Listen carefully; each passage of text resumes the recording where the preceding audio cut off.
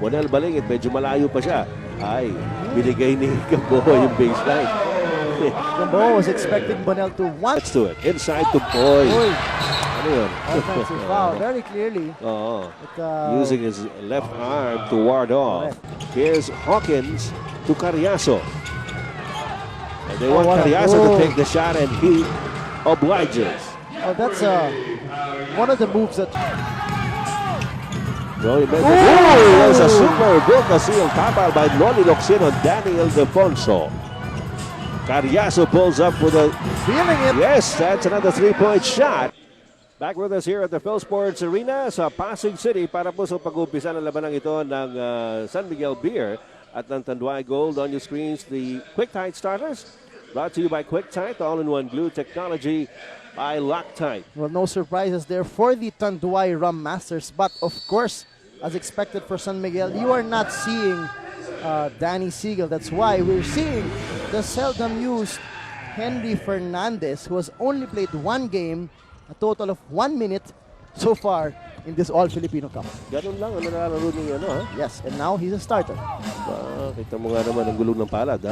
Well, wala rin kasi hindi pa 100% yan si Dwight Lago, as much as he would be put in that starting position by Coach Jong Chico, but siyempre ayaw niya maubusan ng pang-ikot sa bench, no? Kukunti na lang sila doon. If you look at the bench of San Miguel, they've got 4 guys in uniform, which is yun lang natira. Velasco, Duat, Lago, and Mente. So expect all 9 of these beermen to share a lot of minutes in tonight's ballgame. Well, you heard Coach Jong Chico earlier in the primary say that they'd like to get those 9 wins. Yes. That's the number that they'd like to post going into the quarterfinal round to give them a chance for the top slot in the quarterfinals of the All-Filipino Cup for the 2001 season of the PBA.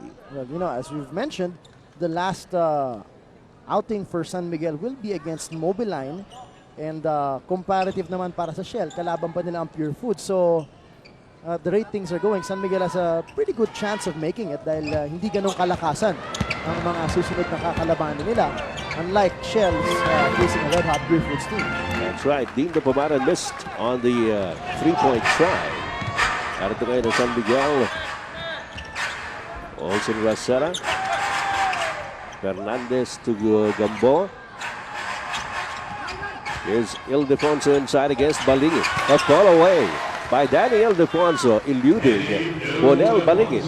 I'm sure ganado itong si Daniel Defonso to again come out with a big game against Tanduay, knowing that no real big man is a big threat to him defensively, as like that play. He took Bonel Balingit from the outside and took that ball on the floor. Samantala, Jeffrey Carriazo against Olsen Racela. And he drills it in on the jumper from left corner court. 2-all ang ating score. Dito po sa ating first quarter. Kung nagtataka po kayo at kabubukas nyo lang, bakit ganito lang nag-uumpisa? Dito pa lamang nag-uumpisa itong larong ito. Well, nag-overtime po tayo sa ating first game. Hotly contested match there between Batang Red Bull Thunder and Santa Lucia Realty. Yan po naging score in overtime. And as you saw, Lowell Briones, best player of the game, 12 points, 4 assists. Ooh. And Henry Fernandez has always been known to be a scorer, a shooter. Pure shooter yan si Henry Fernandez. Oh, and you know, take this, even though he's only played 1 minute and he has not scored in this conference, alam nyo ba na ang career high nitong si Henry Fernandez is 30 points. So this guy can really light it up. He's been around. He's been with Pop Cola, with Pure Foods. Pure Foods. Now he's donning his San Miguel Beer jersey, and I'm sure they're expecting him to chip in the points here today, knowing that he is a very good shooter from the outside. Well, he just did on the 4th point of San Miguel Beer to give them a 2-point lead. Dito po sa ating first quarter, 9 minutes and 47 seconds remaining in the opening period. Bonel Balingit, medyo malayo pa siya. Ay, binigay ni Gambo yung baseline. Gambo was expecting Bonel to want to go towards the middle, pero sobra naman binigay yung baseline. Ang luwang no? Parang tatlong elepante, pwede pumasok doon At yung kasing lapad nga ng elepante na si Bonel, kasyang-kasya, with room to spare. Yeah. Olsen Racela. Danny Ildefonso takes an outside shot. He'll be short with it. Bong Hawkins para sa rebound. Here's Dindo Pumarin to Jeffrey Carriazo. Nice crossover dribble. At hinamon yun ni Henry Fernandez at ni Freddy Abuda. And the ball is tapped away. Well, this is going to be a tough matchup tonight for Olsen Rosella. He's not used to guarding tough scorers like Jeffrey Carriazo. Sanay lang yan na bumabantay na yung point guard ng kalaban, which in our league today, there's no real dominant scoring point guard. And unlike Jeffrey Carriazo, who plays a two-guard, and the way he's been scoring lately, mukhang mapapagod ng si Olsen. It might affect his offense, considering they also need him badly on the offensive end. Well, ano natin si Jeffrey naman can also score from both within and without. Yes.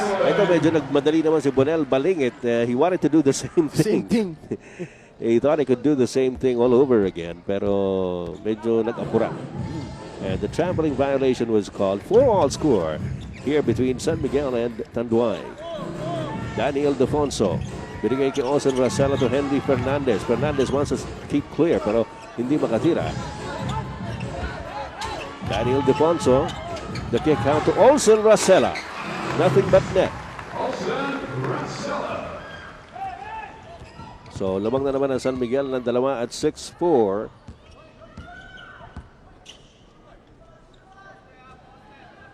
Bong Hawkins got it to Noli Locsin. Labang kay Freddy Abuda. Locsin inside. Out to Pumarin. Bong Hawkins with a good fake. And the curl. Oh, and one.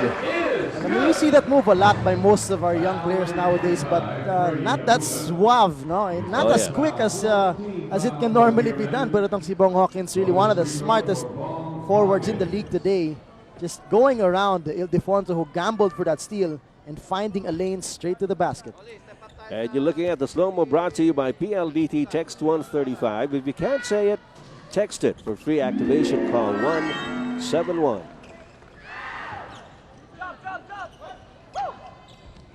It is now 7-6 in favor of Tanduay. Off the three-point play by Bong Hawkins. That is Daniel Defonso. Oops. Traveling call. Although I was expecting to see whether Danny would have used that screen of Olsen. That was really interesting. Sabi ni Olsen, bibigyan niya ng pick and roll tong si Danny Defonso. At I wonder what would have happened if Balingit would have banged right into Olsen right there. Wawa naman tao. Oh, ayan yung Carriazo, the jet. Missing it, pero si Noli Locsin nandun for the trail. And Tanduay posts a three-point lead at 9-6.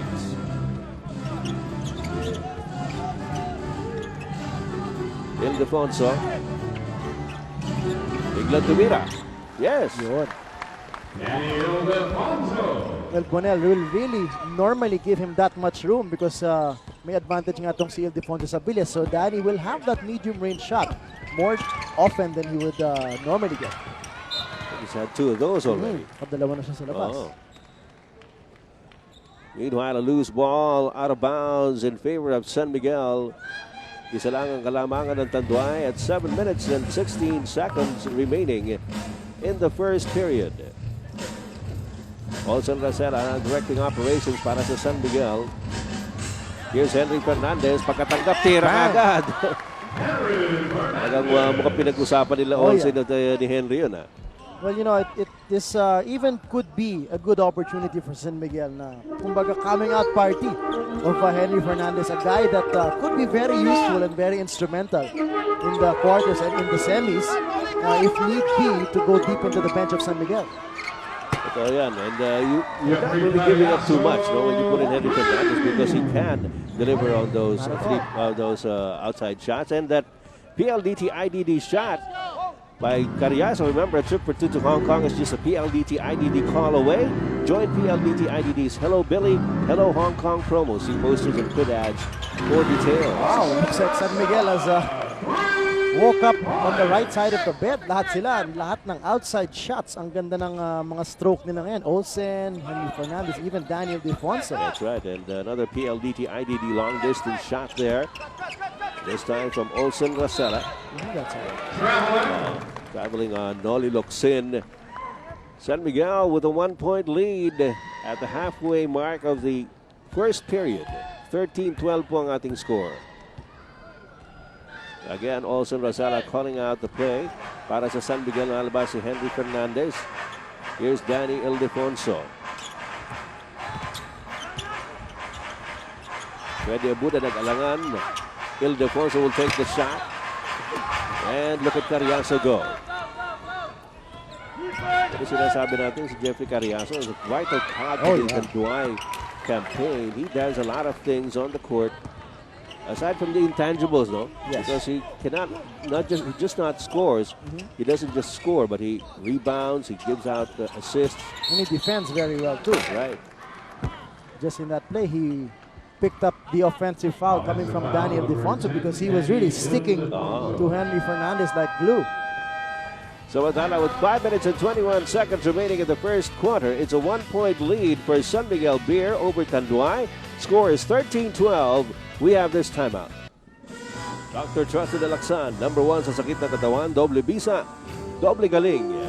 During the timeout, an early substitution was made by Coach Jong Wichiko. Inilabas si Arnold Gamboa at ipinasok naman si Nick Velasco. Well, you know, if you see Daniel Ildefonso taking a lot of those outside shots, wala nang rebounder sa loob, no? And itong si Gamboa, not as a good rebounder as Velasco. So he wants him there for second chance opportunities. As you see Jeffrey scoring again coming off that screen. That's the 7th point by Jeffrey Carriazo for Tanduay. And he puts the Rhum Masters on top by 1. And Bonel Balingit with the rebound. 4 minutes, 43 seconds remaining in the first quarter. Tony looks inside pass.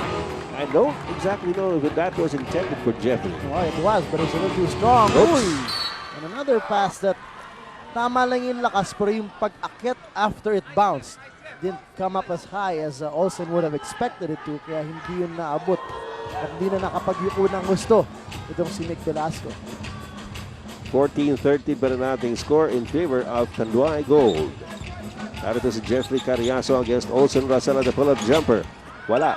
And nobody there for Tanduay for the rebound. Olsen Rosala to Danny Ildefonso.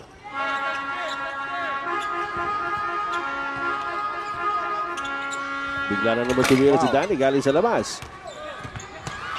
And that's what we were saying. More hustle inside there. If everybody's in the perimeter, Fernandez, Ildefonso, and Rosala, only one guy inside needed to get those boards, and it's this guy, Nick Velasco. And he cuts underneath. Got a pass from Henry Fernandez. Nick Velasco with his first 2 points of the game. At ang San Miguel na naman ang nasa kalamangan at 15-14. 3 minutes and 35 seconds to go in the first period. Bong Hawkins titira ng 3. Nope. And Dindo Pumarang gets to it. Inside to Boy. Ano yun? Offensive foul. Very clearly. Using his left arm to ward off. Correct. And Velasco really had established his position there. Kita-kita yun eh. Ito, tingnan natin kung paano nasagasahan ng elepante. Yun. Alright. Slow-mo brought to you by PLDT. Text 135. If you can't say it, text it. For free activation, call 171. Meron pa tayong 3 minutes and 20 seconds remaining in the first period. 15-14 pa na ng ating score. San Miguel up by 1. Daniel Ildefonso trying to get around the defense. Zaldi Realubit is being pointed to. Well, that's the first time we saw San Miguel go to the low post in this ballgame. Ngayon lang dahil wala si Balingit sa loob, and it's either Realubit or Hawkins checking Ildefonso. So just goes to show the respect that Coach Jong Chico had for Balingit taking up the space inside. Sabantala, wild scramble there for the loose ball. It'll stay with San Miguel. 2 seconds on the shot clock. 2 segundo na lang. 2 seconds na natitira para sa San Miguel Beer. In this play. Catch and shoot dapat yun, pero nabitawan ni Dwight Lago and Jeffrey Carriazo. Starts the break for Tanduay. Pumaren off to Realubit. Here's Hawkins to Carriazo. And they want Carriazo to take the shot, and he obliges. Oh, that's one of the moves that Jeffrey Carriazo has really mastered through the years. He goes very strong to the baseline, but he sees if his defender has cut him off, It's an automatic spin move. And with the weight shift that he has, he's right there in front of the basket. Meanwhile, Dwight Lago couldn't get the ball to go down on that baseline drive. Para nag-alangan siya ron eh. So, narito ngayon si Jeffrey Carriazo. They're up by 1 at 16-15. Noni looks in to Bong Hawkins. Got a good look. Wala. Also Rosella brings it up para sa San Miguel. Here's Nick Velasco. Daniel Deponso to Bong Hawkins jockeying for position. A give and go. A pass intended for Nick Velasco and Jeffrey Carriazo. Medyo nakialam. At tatawagan po ng foul. Well, Jeffrey tried his luck there as that pass was not really as exact as should have been. Alright, so ang ating score mga kaibigan sa kasalukuyan, lamang pa rin ang Tanduay goal ng isa, 16-15 over San Miguel Beer. We have a timeout.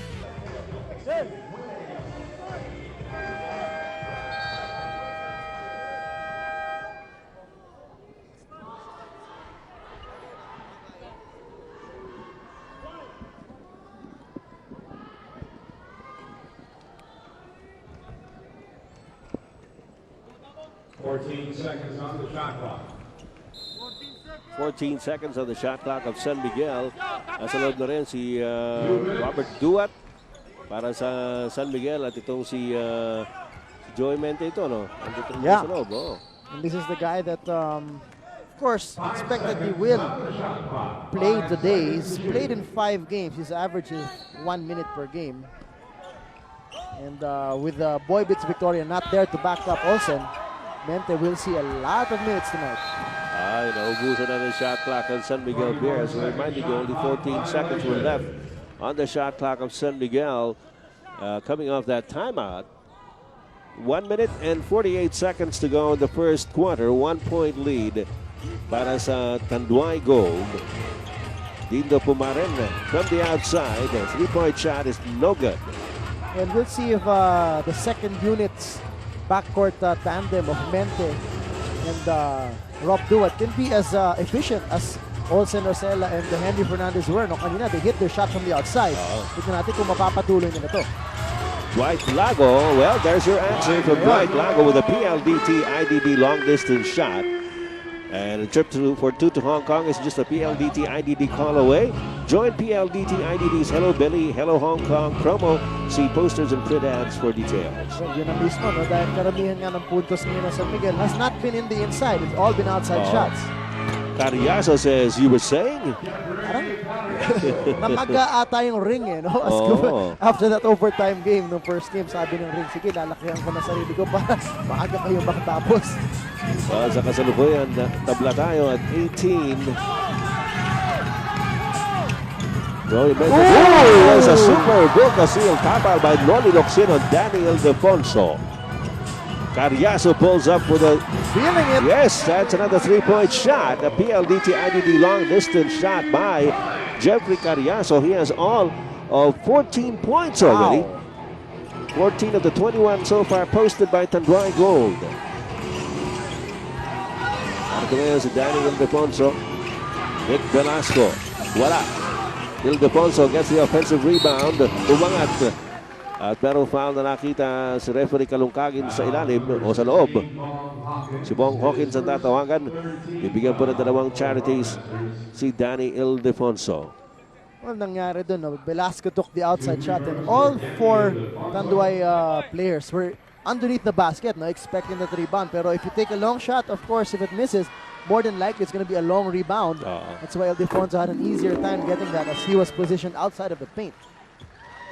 And he makes the first.